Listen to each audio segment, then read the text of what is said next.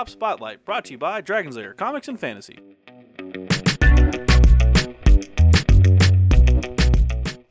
Hey everyone, I'm AdamHarry from Bell of Lost Souls Tabletop News with Evan from Dragon's Lair Comics and Fantasy. We're back with another Tabletop Spotlight. Evan! Yes! I am so excited about this Mountains of Madness. Yes! Yes. This is from Yellow Games. Yes.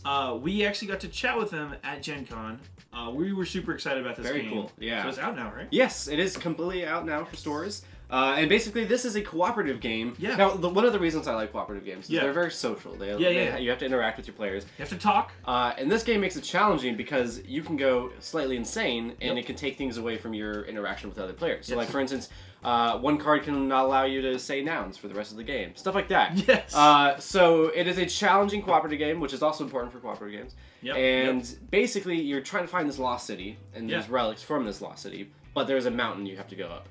And the higher you go in the mountain, the more insane you go, more challenging. Yeah. And then once you get to the city, it's not over. You have to escape the city as well. So it's a really cool. You're going up this mountain. It's very aesthetically pleasing. You gotta get on a plane at the top. Yeah, very cool. It's a really cool game mechanically. I can't wait to show it off. Yeah, let's dive in. Let's do it. We're getting into Mountains of Madness. All right, man. Mountains of Madness. Yes. Again, super pumped about this one. Let's flip it over real quick. Let's see the back. Boom. Here's what we're talking about, that mountain over here. So this is the setup, of course. Mm-hmm. Your sanity cards. You have to explore all these things to get. You're trying to get parts and supplies. Yeah. You have to get to the plane. Then you have to fly the plane out. Right. So, super cool. It looks really simple, but man, mechanically the game just got some cool stuff. So, all right. We'll go over this. This is the rule book. We'll come back to that. Doesn't seem too bad. Nope. These are punch outs right off the bat. Yeah. So you got the sled. These are where your leader tokens go. Okay. You can use those to help you out. And then some things that go on your player cards that kind of inhibit you from doing things. Right. Some of that madness setting. Yeah. Here's the board. You want to just go ahead and put that out here? I'll move this out of the way. All right. Let's flip this out real quick. Just to show it off. It's a pretty good sized board, as you see here. One of those squares is the size of the box. Right. And I can't really fit them all in here, but that's a pretty decent way to do it. There we go. So here's the whole board. Again, pretty good size. I like how the board actually has locations for all the cards and everything like that. Mm-hmm. It's nice, yeah. Yeah. And then there's the penalty die stuff over here. Escape, the sled, all that good stuff. So as you can see, looks pretty good. Let's go ahead and I'm going to go ahead and put this away. All right, let's go ahead and look at. It's a well-organized game. Look at this. Ooh, very well organized. Nice. So right off the bat, you get. Let's start over here. You get this timer. So your rounds are timed, which kind of adds some stress to the to the game. So that's very cool. Well, you have. This is your kind of the players' tokens. Wow. It's a little plastic plane with a little clear base. That's actually a pretty good looking model. It's not. Yeah, I mean, it's really cool. Yeah, for they could have had board just game, like some colored, like single colored plane, you know. Yeah. But that's cool. It's what you go up the pretty mountain with, and then when you get to the city, you escape with it. You know, so it's the player token. Okay. These are the player cards, and there are different people. Different personas you can take the role of. Danforth. It is double sided, so if you want to flip that over. Oh. Danforth and Lady Danforth. So it's a female and male version of each one. Yeah, that's nice. I mean, hey, that's a really nice touch, actually. Frank H. Fabadai. Dorothy H. Fabadai. There you go. I hope I'm saying that word right. Professor Atwood. I have a feeling it's going to be Professor Atwood on the bottom. Ready? Oh, ready? Ready on the back? Yep. Or is this the front? Who knows? William Dyer and Margaret Dyer. At least it wasn't like Williamina Dyer. That'd be funny though. Yeah. We have a die, obviously, right here. And just real quick too, stat-wise, these characters are pretty much the same. Yeah, they are. So these are just, you know. I don't think. Is there any difference at all? It doesn't look like there's any major differences. I don't see any. No, there's not. Okay. Yeah, and then even male and female, you're good to go. Great. Okay. So these are the leader tokens. They're like poker chips, so there's that hard plastic on them. Nice. And it's very nice. Good quality there. Yeah. Yeah. Again, Hard plastic. Hard plastic. Yeah, not cardboard cutouts. 5 of those? Yes. You have the tiles. So these are the tiles that go on the board, and these are the spots we saw earlier. Yeah. Cities, and they kind of look like this. Now, these are randomly assigned. Yeah. So you have coasts, mountains, and cities. And you lay those on the board like we saw. Starting with the coast, going up the mountain. And so while you land on them and explore them, you flip them over, and they have different stuff. We'll see in the rule book kind of an overview of what these mean, but you'll have to have a certain amount of items to be able to pass. And then you also get a reward for passing. Okay, cool. And there's a little story of where you are and stuff like that. Just real quick, too. That's going to be tools. Yeah. And that's going to be books. Yeah. And then you flip this one over, hopefully. So, yeah. This one is weapons and crates. Yes. Mm-hmm. And then you get to the city here. Spoiler. Tools, and then I think crates again. Crates. Yeah. Okay. And there's special crates. Those are yellow crates, so that might be different. And there's a bunch of them. We have the Edge of Madness as well. Look at that. Kind of cool design. I don't even know what's going on. Yeah. One knowledge card per success. Okay. We'll have to figure out what that means. Yeah. So we have this stack that went right here. Mm-hmm. You have another stack here of even more, and then another stack here of even more. So you're not. It doesn't look like based on all those you're gonna go through the same ones every time. You play either. Oh, and hey, even more. So it's totally random. Like you're gonna have a lot of. Yeah. A lot of tiles to choose from when you lay the stuff out. And they're going to come up randomly. So. Right. These are the escape cards. So after you visit the Lost City, you'll be using these and hopping with your plane out of the Trying to get mountain. Away, yeah, exactly. Very cool. Let's see. We have cards. These are... I don't know what those are specifically. These are probably... Yeah, these are the insanity cards. What is those? Looks like injuries and then probably penalties. Oh, and maybe like items and stuff like that. Like relics. That's probably what it is. Yeah. So injury, relics. These are the insanity. This one on the back, the top one is a 3 ring, which means it's like the top tier. This one on the bottom is probably one of the 1 rings, but it kind of does different things. For instance, when you gain this card, draw a madness card. If you already have a level 3 madness, discard a leadership token instead. Ruin 4. Yeah, so there's some other effects that happen. Yeah. So I'm gonna go ahead and open this pack if you wanna kind of. Well, while you're doing that, I wanna go ahead and pull the bottom off, just because we like to check. Sometimes things are hidden below. But it does have that nice vacuum form layout, so that when you're packing the game up. Yeah, it's very well organized. Very well organized. Okay, so the bottom was relic, so that's what a madness was. So there's a relic. You can take that. Now these are the madness cards. Okay. And these are what I really want to show off. So this bottom right here is a 1 ring madness card, and basically when you flip this, it's an action you get. I think you have to keep them secret from everyone else. This one is I speak with an accent. So, foreigners. So for the rest of the game, you have to speak with an accent. Now they get progressively more hard. So there's a 2 ring right here, and that one is howling mad. I can only speak with the person I am physically touching. I can only touch one person at a time, which is really cool. And then a 3-tier example 3-tier is team player. I answer affirmatively any question that can be answered yes or no. Wow. Yeah.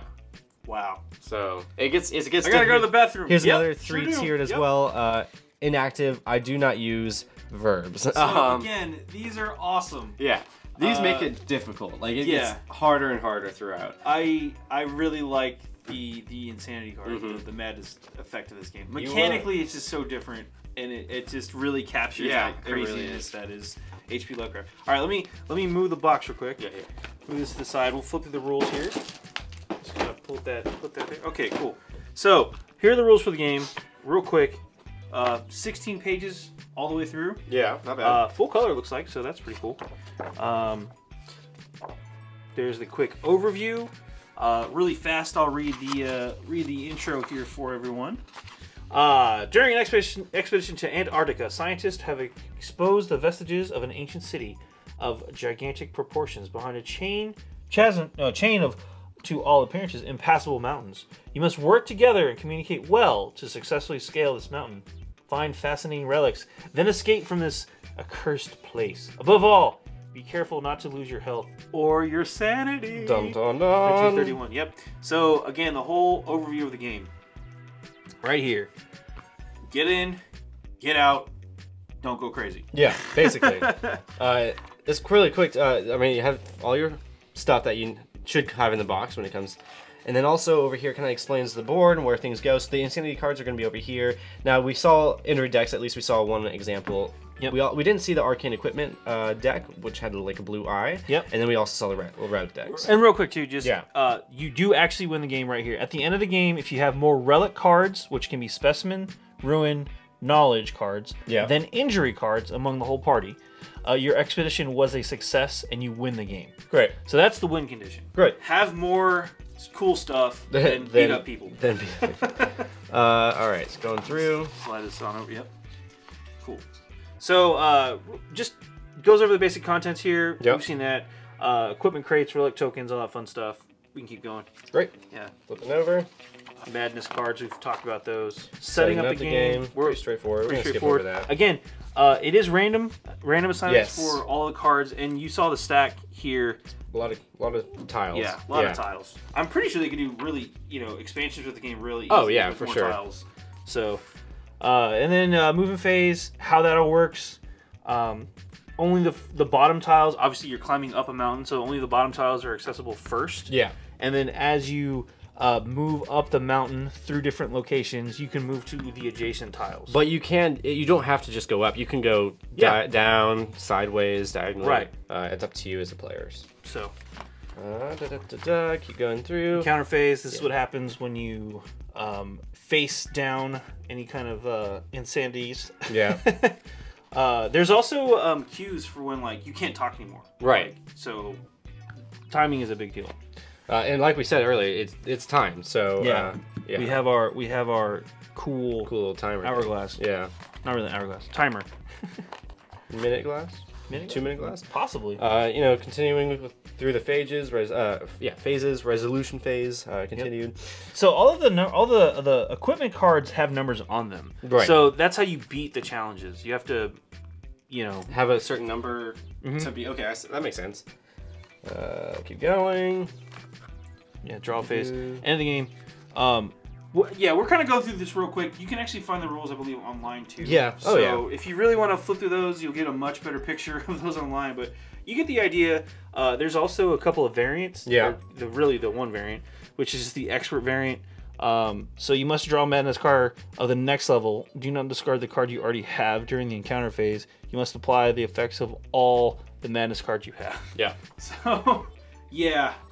It can get difficult. It can get really difficult and funny. Oh yeah, for sure. Yeah. This game is highly entertaining. Great social. Super awesome social game. Really fun drinking game. Yeah, but for sure. Especially when you have that one where you have to touch somebody to talk to them. I have to touch you and talk loudly. It's pretty good stuff. So that is Mountains of Madness. Yep. Let's hop out for a really fast recap. Let's do it. Well, that was Mountains of Madness. Are you mad? Well, yeah.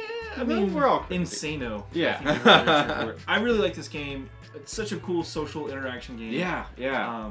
Just really cool stuff. It changes up every single time. Yeah. And the fact that it messes with your interaction with players, I love that. I love that you basically can't say certain words as you're playing through the game. You get more and more these levels of craziness go up. Mm-hmm. It seems challenging too. Yeah, it's just it's a good drinking game. That's true. It's a good party. It's not a party game, but like we said, social game. It's good. The social interactions really help make this game even better. Yeah. It's already a cool game mechanically. It also does a really weird thing of it actually does capture that insanity that the Lovecraftian kind of mythos has, right? Right, and it's kind of based off that mythos. There's no I don't think there's any there's no direct Cthulhu monster. Yeah, but the insanity aspect is kind of derived from that Lovecraftian lore. Right. So it really captures that really well. Aesthetically, it's really cool too. I mean, the cards are built like a mountain. You're going up the mountain. I got a little chilly as we were looking. Yeah. Just the AC is up a little bit. Yeah, so that might be it. Maybe the temperature. But yeah, let's crunch the numbers on this one real quick. This is from Yellow Games. Yes. Mountains of Madness. Mm-hmm. What's the number of players in this one? 3-5. 3-5. Runtime? It's around 60 minutes. Not base, time. Ages 14 and up. 14 up. It's not very violent or anything like that. Yeah. I mean, drink responsibly if you're going to use it as a drinking game. Yeah. What's the price point on this? The price point is my favorite. It's only $39.99, which Wow. is under what kind of an average board game is, so it's pretty good. That's actually a really good deal. Yeah. Again, the replay value is totally there. It's a really fun game. It is brand new in stores, so you can already pick it up. So go do it. Seriously, this is a really good buy if you're looking for a fun social game that's just anybody can play this game too. Oh yeah. It's not very. There's no super complex like, oh, I think I moved my worker here. Right. Like, no, it does. It also, some cooperative games have a problem with there being a leader in the groups to telling everyone. It does kind of differ. It changes that up. Some leaders. If you are the leader, sometimes you have penalties for being the leader. So it's good a really good game. Yeah, so go check it out right now. I'm AdamHarry from Bulls. I'm Evan from Dragon's Lair Comics and Fantasy. And this has been another Tabletop Spotlight. Thanks again for watching. Tabletop Spotlight, brought to you by Dragon's Lair Comics and Fantasy. Thanks for watching.